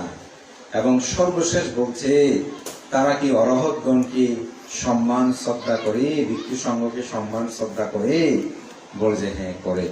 যতদিন করবে ততদিন তাদের পরাজয় হবে না। ধর্মপ্রাণ প্রিয় উপাসক-উপাসিকা বিন্দু, বুদ্ধ পরিনির্বাণের পূর্বে 1.5 বছর কাল সময় বুদ্ধ যে ধর্ম দেশনা করেছেন তার মধ্যে ছিল এই সপ্ত অপরিহার্য ধর্ম। এটি যে জাতি গোষ্ঠী সমাজ রক্ষা করে চলবে তাদেরকে কেউ কখনো পরাস্ত করতে পারবে না। তো আজকে একটি কথা আমার হৃদয়ে খুব দাগ কেটেছে, আমাদের চেয়ারম্যান সাহেব যেটা বললেন যে আমাদের বিহারগুলো ছিল শিক্ষা কেন্দ্র, এখন সেগুলো হয়েছে প্রার্থনাগার। আসলে ঠিক যখন আমাদের নামের আগে অধ্যক্ষটা লেখে তখন মাঝে মধ্যে খুব, যেটা সত্যি কথা, চিন্তা লাগে আসলে কি আমি অধ্যক্ষ কিনা। কেন? কারণ আমরা শিক্ষা কার্যক্রম কি করছি। আমি একটু আজকে তুলনামূলকভাবে বলবো, আপনারা এখানে অনেকে প্রশংসা করেছেন যে বাঙালি বিশেষ করে বড়ুয়া বুদ্ধদের একটা শিক্ষা অর্থনৈতিক অগ্রসর আসলে কেন হয়েছে। আমরাও এত বেশি অগ্রসর ছিলাম তা না। আজ থেকে 50 বছর আগে আমাদের অবস্থা অত্যন্ত শোচনীয় ছিল। কিন্তু আমাদের সঙ্গ মনীষা এবং কিছু সমাজপতি, আপনারা যারা সমাজের নেতৃত্ব দিচ্ছেন তাদেরকে বলছি, এই ধরনের কিছু সমাজপতি তারা চিন্তা করেছে যে আমাদের জাতিসত্তাকে যদি আমরা রক্ষা করতে চাই, অসি দিয়ে নয় মসি দিয়েই আমাদেরকে সামনে অগ্রসর হতে হবে। আমরা অসির চেয়ে মসির শক্তি বেশি একটা ভাব সম্প্রসারণ আছে। অসি মানে হচ্ছে কি তরবারি, অস্ত্র। অস্ত্র দিয়ে আপনি সব সময় জয়ী হতে পারবেন না। মসি মানে হচ্ছে কি লেখনী বা প্রজ্ঞা, জ্ঞান। এই জ্ঞান দিয়ে আপনি একটা জাতিসত্তাকে উন্নত করতে পারবেন। তখন আমাদের মধ্যে একটা শিক্ষার প্রতিযোগিতা শুরু হলো। এবং আমি আজকে এখানে যিনি অধ্যক্ষ কমিটি আছেন আপনাদেরকে বলবো, কোন সন্তান, কোন ছেলে হোক মেয়ে হোক, যখন অন্ততপক্ষে ডিগ্রি পাস করবে একটা মানপত্র দেবেন, যদি ইঞ্জিনিয়ারিং পাস করে একটা মানপত্র দেবেন। কেন দেবেন জানেন? মাতৃজাতিদের মধ্যে একটা চেতনা আসবে যে আমার অমুকের ছেলে এরকম ডিগ্রি পাস করেছে, তাকে সম্মাননা দিচ্ছি, আমার ছেলে যদি পাস করতো আমাকে দিত। তো ওখানে মাঝে মাঝে একটু তাদের ওপিনিয়ন অর্থাৎ অভিমত নেওয়া হয়। অভিমতে গিয়ে যখন সে বলে আমার এই ডিগ্রি প্রাপ্তির পিছনে আমার শিক্ষক মন্ডলী, বিশেষ করে আমার বাবা এবং আমার মা আমার পাশে রাত জেগেই বসে থাকতো, যদিও আমার মা লেখাপড়া জানে না, কিন্তু পড়া তো বলে যে পড়ো। যতক্ষণ আমি পড়তাম আমার মা সারাদিন কাজ করলেও আমার পাশে, তখন মায়ের চোখে দেখতেছি কান্না, অর্থাৎ অশ্রু বেয়ে পড়ছে। আমার এগুলো প্রত্যক্ষ দেখা কথা বলছি। সভাতে মা বসে আছেন, ছেলে এদিকে বক্তব্য দিচ্ছে। যখন ছেলে বলতেছে আমার এই প্রাপ্তির পিছনে আমার মায়ের অবদান বেশি, আমার মা অক্ষর জ্ঞান নাই, অক্ষর জ্ঞান তো বুঝেন, অর্থাৎ লেখাপড়া পড়তেও পারে না, লিখতেও পারে না, কিন্তু আমার মা আমার পাশে বসে আছে, কতক্ষণ আমি পড়তেছি, সারা রাত আমার পাশে বসা। অথচ সারাদিন কাজ করেছে, জুড়ি জুড়ে পথে আবার উঠে যায়, উঠে দেখে আমার পড়া যতক্ষণ শেষ হচ্ছে না ততক্ষণ আমার মা বসে আছে। আমার পড়া যখন শেষ হলো, মা আমাকে বুকে নিয়ে ঘুমালো। ভোরবেলা আবার উঠে গেছে, 3 মাইল পথ আমাকে হেঁটে যেতে হবে স্কুলে, কারণ স্কুল অনেক দূরে তখন, এখন অনেক কাছাকাছি হয়ে গেছে। এগুলো যখন ছেলে বক্তব্য দিচ্ছে, আমি সভাতে বসা, তখন দেখছি মা তার চোখ দিয়ে পানি পড়ছে। কিসের অশ্রু এটা? আনন্দে, সুখ, সকল দুঃখ যেন চলে গেছে। এভাবে আমাদের সমাজটাকে এগিয়ে নেওয়ার জন্য শিক্ষা তার একটি অন্যতম মাধ্যম। এবং এর ক্ষেত্রে ভিক্ষু সংঘদের এখানে নয়, সর্বক্ষেত্রে ভিক্ষুদের বিশাল অবদান রয়েছে। আজকে চট্টগ্রাম বিশ্ববিদ্যালয় বলেন, ঢাকা বিশ্ববিদ্যালয় বলেন, কলেজ বলেন, প্রায় ক্ষেত্রে দেখবেন যে শিক্ষকদের নিয়ে আমরা একটু গর্ব করি, সেখানে প্রায় পালি শিক্ষক, তারা অনেকে ভিক্ষু ছিলেন। সেভাবে গিয়ে তারা সেখানে এটা প্রতিষ্ঠা হয়েছে। তাই আমি বলবো, শিক্ষার প্রতি আমাদের মাতৃজাতিদেরকে বলতে হবে, চিন্তা করতে হবে, শিক্ষার প্রতি গুরুত্ব দিতে হবে। এটা ছাড়া আমাদের আর কোনো অস্ত্র নেই। আমরা এমন একটা দেশে এখন বসবাস করছি যেখানে আমাদের নিজস্ব আমার বলতে দাবি করলেও জোর করে আমাদের নয় বলে বলতে চায়। তো সে জায়গায় শিক্ষা দিয়ে আমাদেরকে এগিয়ে যেতে হবে। শিক্ষার কোনো বিকল্প নাই। এই শিক্ষার জন্য মা বাবার একটা ভূমিকা রাখবে। আর আমাদের যে বিহার, তো শিক্ষাটার আসলে আরেকটি মূল ভিত্তি, সেটা হচ্ছে বিনয়। আপনি যতই শিক্ষিত হন, যদি আপনি বিনয়ী না হন, তাহলে এই শিক্ষা মূল্যহীন হয়ে যাবে। আমি তার কিছু অপ্রিয় কথা বলছি। MA ডিগ্রি পাস, তার হাতে অস্ত্র, সে চাঁদাবাজি করে, বিশ্ববিদ্যালয়ে গোলাগুলি করে মানুষ হত্যা করে ফেলছে, সে তো শিক্ষিত। আমরা বলছি, তাহলে যার হাতে অস্ত্র সে কেমন শিক্ষিত? মানুষ হত্যা করে সে কেমন শিক্ষিত? জাতিকে হত্যা করে সে কেমন শিক্ষিত? সে আসলে সার্টিফিকেটধারী, কিন্তু স্বশিক্ষায় শিক্ষিত নয়। এই স্বশিক্ষাটার জন্য ধর্ম শিক্ষার প্রয়োজন। তাই ধর্মীয় বিহারগুলো হবে বিনয় শিক্ষার কেন্দ্র। আর একাডেমিক শিক্ষা, এই শিক্ষার সার্টিফিকেট দিয়ে তো কিছু হবে না। একাডেমিক শিক্ষাটা হবে আপনাকে বেঁচে থাকার একমাত্র অবলম্বন। সেই জন্য ধর্মীয় যে বিহারগুলো আছে, এখানে শুধু প্রার্থনা নয়, এখানে নৈতিক শিক্ষাটা আমাদেরকে দিতে হবে। এবং নৈতিক শিক্ষার বেশি কিছু না, পঞ্চশীলটা যদি একজন সন্তানের মধ্যে আপনি দিয়ে দিতে পারেন, আর কোনোদিন কোনো কিছু করতে হবে না, সেই ছেলে দেখবেন আপনার কথায় চলবে, আপনার কথায় বসবে, আপনাকে নিয়ে তার জীবন চলবে। তো ভান্তে বলতে পারেন কিভাবে আমরা করব, তার উদাহরণটা দিয়ে আমার দেশনাটা শেষ করছি। তবে আমি একটু বলতে, বৌদ্ধ বড়ুয়াদের মধ্যে এই প্রতিযোগিতাটা হয়েছিল যে আমার ছেলেকে শিক্ষিত করতে হবে, যার কারণে আমাদের প্রতিটি ঘরে ঘরে এখন ডাক্তার, ইঞ্জিনিয়ার, প্রফেসর, বিভিন্ন মানুষ, ব্যবসায়ী, প্রায় ক্ষেত্রে শিক্ষা। এই শিক্ষাটা যখন এসেছে, মেধা এসেছে, আজকে সরকারের বিভিন্ন জায়গায় গিয়ে তারা সেখানে অবস্থান করেছে এবং আমাদের জাতিসত্তাকে রক্ষার ক্ষেত্রে একটি অগ্রণীয় ভূমিকা প্রতিপালন করছে। তাই আমি বলবো, অস্ত্রের এখন আর সময় নেই। এখন আমাদেরকে সে মসি অর্থাৎ জ্ঞানের চর্চায় আমাদের এখন প্রধান অবলম্বন হবে এবং এই জ্ঞান প্রজ্ঞা দিয়ে আমাদেরকে বেঁচে থাকতে হবে। শব্দ অপরিহার্য ধর্মের যে কথাটা বলেছি সেটা আমাদের রাখতে হবে এবং এই শিক্ষার অগ্রগতির ক্ষেত্রে মা বাবার ভূমিকা কিন্তু অপরিসীম। আমি একটু আত্মকথা বলি। আমার মা, আমি তখন গৃহী, আমি মেট্রিক পরীক্ষা দেব, তো মাকে বলছি আমার একটা স্বর্ণের আংটি দেন না। তো আমার মা বলছে, আমার মাও কিন্তু বহু শিক্ষিত, তা না, স্বশিক্ষায় শিক্ষিত। তা আমার মা বলছে, যদি মেট্রিক পরীক্ষায় ভালো পাশ করে একবারে, তাহলে তোমাকে আমি একটা আংটি বানিয়ে দেব। যেটা সত্যি আমার মাথায় ঢুকছে যে একটা আংটি পেতে হলে তো ভক্ত সত্য যখন দিয়েছে, আর কিছু করার নেই। তখন আমি পরীক্ষা দিলাম, পাশ করলাম। দেখি বলতে হয়নি, আমার মা নিজের ফান্ড থেকে আমার দিদিকে দিল। তখনকার সময় 8-10 হাজার হবে, ওকে যখন বলেছে এটা দাও, আমি তখন গিয়ে আন্টিটা পরে কলেজে যাচ্ছি, একদম নতুন নতুন কলেজে যাওয়ার একটা আনন্দ তো আছে। এটা হচ্ছে মা বাবাদের করণীয়। তো আপনারা হয়তো গল্পটা শুনেছেন, তবুও সেটা বলে আমি শেষ করছি আমার দেশনা।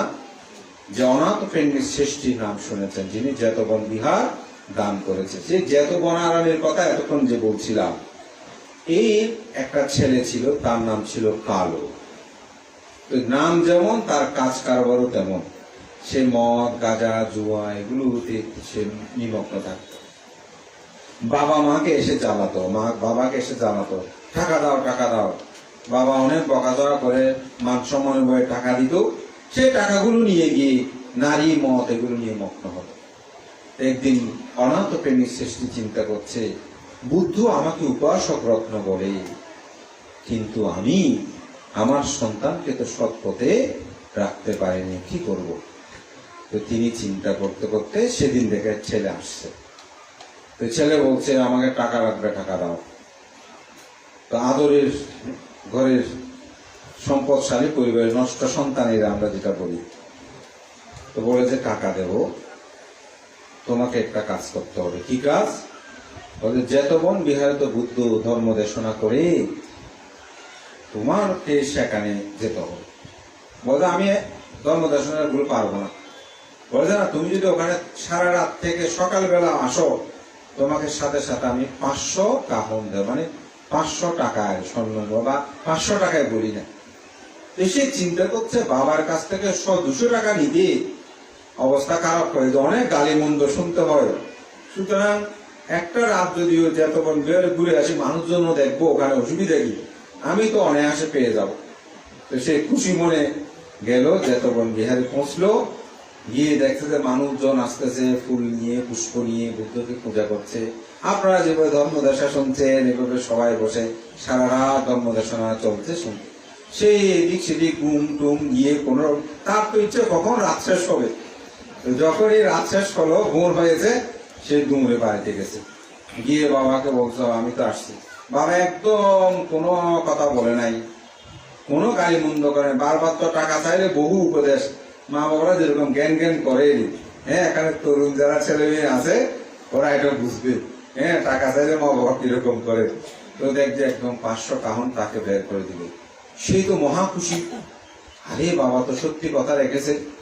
তো সেগুলো নিয়ে, মদ, গাঁজা, নারী এগুলো নিয়ে শেষ। এখন আবার অষ্টমী গেল, এখন অর্থাৎ পূর্ণিমা আসছে। এখন বাবার আশেপাশে ঘুরতেছে, যদি আবার যেতে বলে তাহলে তো অনায়াসে টাকা পেয়ে যাবো। বাবু বুঝতে পারছে ছেলে যে কেন আমার আশেপাশে ঘুরতেছে। তো ছেলেকে ডাকলো, বলে, তুমি বিহারে যাবে? বলে, হ্যাঁ হ্যাঁ যাবো তো, কিন্তু 500 টাকা দিতে হবে। বলে, 500 কাহন, 500 টাকা না, তোমাকে 1000 কাহন বা 1000 টাকা দেবে। সে তো আরো মহা খুশি। তবে একটা সত্য আছে। কি সত্য? যদি সারা রাত থেকে আসো তাহলে 500, আর বুদ্ধ কি বলেছে তার 2-1টি কথা যদি আমাকে এসে বলতে পারো, তাহলে কিন্তু 1000। তখন সে বলছে, খুব ভালো কথা, বুদ্ধ সারা রাত এত কথা বল, 2-1টা কথাকে আমি মুখস্থ করতে পারবো না। তো সে গেল, বুদ্ধের ধর্ম কথা শুনছে, শোনার পর শুনছে তো ঘুরতেছে। তো হঠাৎ মনে পড়লো, বুদ্ধের দেশনা যদি না শুনি তাহলে তো 500 টাকা শেষ। দেখি বুদ্ধ একটু কি বলে, ওনার কথা কয়েকটা তো বলতে হবে। তুই বসছেন, বসেই বুদ্ধ দানকতা, শীলকতা, ভাবনা কথা, এটাকে বলা হয় আনুপূর্বিক ধর্ম দেশনা। তো বুদ্ধ যে বলছেন, দান না করলে মানুষ যে জন্ম জন্মান্তর দরিদ্র হয়, শীল পালন না করলে যে মানুষ দুঃখাতুল হয়, কষ্ট পায় জন্ম জন্মান্তর, এই যে ধরেন প্রাণী হত্যা করে মানুষ অল্প আয়ু হয় কেন? যারা প্রাণী হত্যা করে। কথা আছে না, জীবের জীবন করিলে হরণ, মরণে নরকে যায়, নররূপ ধরি দুঃখ ভোগ করি, অকালে মরিয়া যায়। মানুষ প্রাণী হত্যা করলে অকালে মরে। জীবের জীবন না করি হরণ, মরণে স্বর্গে যায়, নররূপ ধরি সুখ ভোগ করি, জীবনে দীর্ঘায়ু পায়। যারা প্রাণী হত্যা করে না তারা স্বর্গে যায়, মনুষ্য লোকে আসলে দীর্ঘায়ু লাভ করে। এই যে মানুষ অনেক আছে না 50-100 বছর বাঁচে। গতকালকে আমাদের মহামান্য সংগ্রাস ডক্টর জ্ঞানশ্রী মহাতারো ভান্তের 99 বছর হলো। কেমন আয়ু দেখেন তো! এই পুণ্য মানুষের প্রাণী হত্যা করেনি জন্ম জন্মান্তর। এটি হচ্ছে তাদের। যেমন যারা চুরি করে না তাদের দ্রব্য কখনো হারিয়ে যায় না। এই যে মানুষের ধন সম্পদ হারিয়ে যায়, লুট হয়ে যায় কেন? অতীত জন্মে আমি 8 জনের চুরি করেছি। মানুষ যে নপুংসক হয় কেন? কারণ আমি ব্যভিচারী করেছি। মানুষের কথা একজনে বললে মিথ্যা বিশ্বাস করে না কেন? আমি যে মিথ্যা বলেছি। দেখবেন কোন কোন মানুষের কথা শুনে তার ইচ্ছে করে, গালি দিলেও ভালো লাগে, আর কিছু মানুষের কথা শুনতেও ভালো লাগে না, সত্য বললেও বিশ্বাস হয় না। এই যে মিথ্যা কথা বলা, এই যে মানুষ পাগল হয়। অনেক মানুষ রাস্তায় রাস্তায় পাগল আছে না? অনেক মানুষের সারাদিন পড়লেও মুখস্থ হয় না, আর জন আছে এমনি চোখে দেখলে মুখস্থ হয়ে যায়। কেন? যিনি মদ পান করেন তার স্মৃতিশক্তির প্রখরতা থাকে না, তিনি হীন জ্ঞান সম্পূর্ণ হন, প্রজ্ঞাবান হন না, কোনো কিছু সহজে মাথায় ঢুকাতে পারে না। অনেকে আছে দিন রাত পড়ে, আর কেউ বলতে দেখে একটু দাও তো, এরকম। আমাদের অনেক পণ্ডিত বিজ্ঞ, আমি একজনের নাম বলি, সেই চট্টগ্রাম বৌদ্ধ বিহারের অধ্যক্ষ ছিলেন ভিক্ষু শিরেশ্বর শাস্ত্রী। আমি ওনার জীবনীতে শুনেছি, পাশের জন ওরা বই দেখে দেখে পড়তেছে, উনি এভাবে শুনে আছেন, মুখস্থ, বই পড়তে হয়নি, এরকম মেধাবী। এটা হচ্ছে অতীত জন্মে কোনোদিন মদ পান করে না, এটা হচ্ছে পূর্ণ। এরকম শীল কথা, দানের কথা যখন বলছে, বলতে বলতে যখন বুদ্ধের দেশনা শেষ হলো, সকাল হতে হতে এই কালো আর কালো নাই, তার মধ্যে ধর্মচক্ষু জ্ঞান উৎপন্ন হলো। তখন বুদ্ধ তার মুখমণ্ডল দেখে বুঝতে পারলেন, সেই বুদ্ধকে প্রার্থনা করলেন, তথাগত বুদ্ধ, আমি প্রভুজ্য ধর্ম গ্রহণ করতে চাই, আমি আর এই সংসার ধর্মে থাকতে চাই না, অনেক পাপ করেছি, আমি আর চাই না। তো বুদ্ধ বললেন, পিতা মাতার তো অনুমতি লাগবে, অনুমতি ছাড়া তো করা যাবে না। তা আপনারা জানেন, অনাথ প্রেমীর সৃষ্টি প্রতিদিন 500 জনকে তিনি আহার দান করতেন। তো বুদ্ধ সেদিন সেবারে খাচ্ছিল। অনাথ প্রেমীর সৃষ্টির পুত্র কালো পিছে পিছে যাচ্ছে, অনাথ তথাগত বুদ্ধ যাচ্ছেন, বুদ্ধের পিছে পিছে যাচ্ছেন। এখন তিনি একটু শঙ্কিত, লজ্জিত হয়েও আছে। বুদ্ধের সামনে যদি আমার পিতা 1000 টাকা বের করে দেয়, তাহলে তো বলবে টাকার লোভে ধর্ম দেশনা শুনতে গিয়েছে।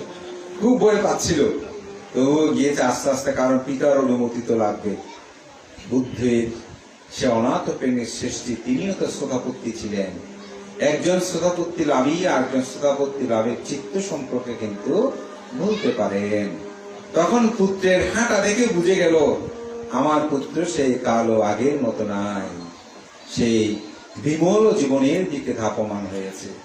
যখন আসছে এদিকে পুত্র খুব শঙ্কিত, বুদ্ধের সামনে যে টাকাটা বের করে দেয়, কিন্তু সেই দেখা গেল সেই বলল, বাবা বলার আগে বলছে, পিতর আমি প্রজ্ঞ নিতে চাই। তখন তাকে অনুমতি প্রদান করলেন, প্রজ্ঞ নিলেন। বুদ্ধ ধর্ম দর্শনে একটু অনুপম শিক্ষণীয় ঘটনা। আমাদের মা বাবারা চাইলে পারে যে ছেলে যদি বিপদগামী হয়, বাবা এটা দেবো ওটা দেবো, চলো একটু ভান্তের কাছে যাই, আমাদের জগৎ কীর্তি ভান্তেকে একটু প্রশ্ন করে, তার মনের প্রশ্নগুলো যখন জগৎ কীর্তি উত্তর দেবে, না পারলে সে 8 জন বড় ভান্তেকে ফোন করে বলবে, আমি তো সব পারবো, কোনো আমি লোকদিবি তুমি সব পারবো কথা আছে, আমি সব পারবো কথা নেই। বলে ঠিক আছে, আমি জেনে বলবো।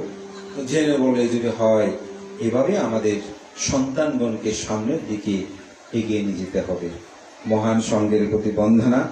আমার কথা দীর্ঘ করছি না, খুবই ভালো লেগেছে আপনাদের অনুষ্ঠানের আয়োজন, বিশেষ করে সকালবেলাও অনেক কথা, যদিও চাকমা ভাষা বলতে পারি না, মোটামুটি বুঝি অনেকগুলো, তো সেইভাবেই খুব ভালো লেগেছে আপনাদের সুন্দর একজন জগৎ কীর্তি ভিক্ষু, একজন প্রাণবন্ত এই বিহারের অধ্যক্ষ। তা আপনারাও আমি বলবো আমাদের এখানে আজকে বড় যে আমরা প্রায় তরুণ ভিক্ষুরা এখানে উপস্থিত হয়েছি, আপনাদের কাছে আহ্বান থাকবে এই ভিক্ষু সংঘদেরকে রক্ষা করার জন্য সচেষ্ট থাকবেন, তাদের প্রতি গৌরব সম্মান শ্রদ্ধা প্রদর্শন করবেন। আগামী দিনগুলো আমাদেরকে একত্রিত করে থাকতে হলে আমি বলবো আমাদের ঐক্যতার কোনো বিকল্প নাই। আমি কাউকে ব্যক্তি বিশেষকে আক্রমণ করা আমি বলিনি, কোনো জাতিসত্তাকে আক্রমণ করা বলি নাই।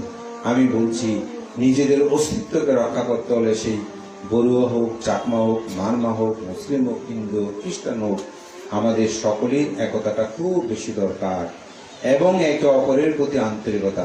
ও আমাকে বড় কথা বলেছে সেজন্য আমি তার জীবন হরণ করব, এটা জীবন হতে পারে না। আমি কথায় কথায় মানুষকে হত্যা করব, অমুক চেয়ারম্যান হয়েছেন তাকে মেরে আমি চেয়ারম্যান হব, সেটা না। সে মানুষকে ভালোবাসা দিয়ে হয়েছে, আমিও মানুষকে বেশি ভালোবাসবো, মানুষ তখন আমাকেও ভালো বলবে।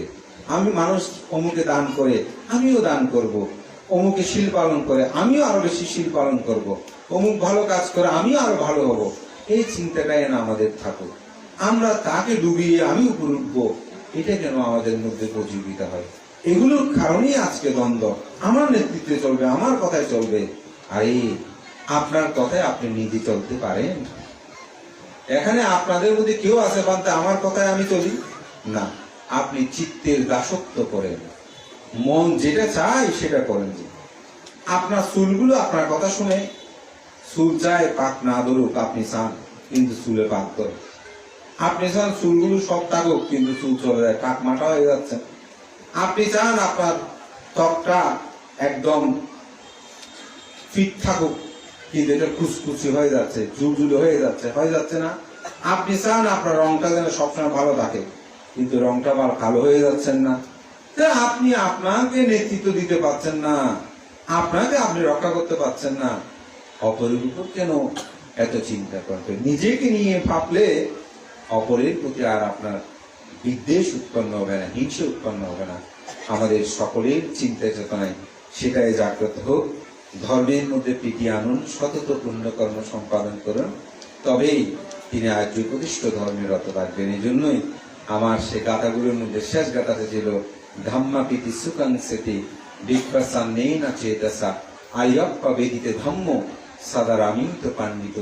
যারা পণ্ডিত অথবা ভালো মানুষ, সৎ মানুষ, তারা প্রতিনিয়ত আর্য প্রতিষ্ঠ ধর্মে রত থাকে।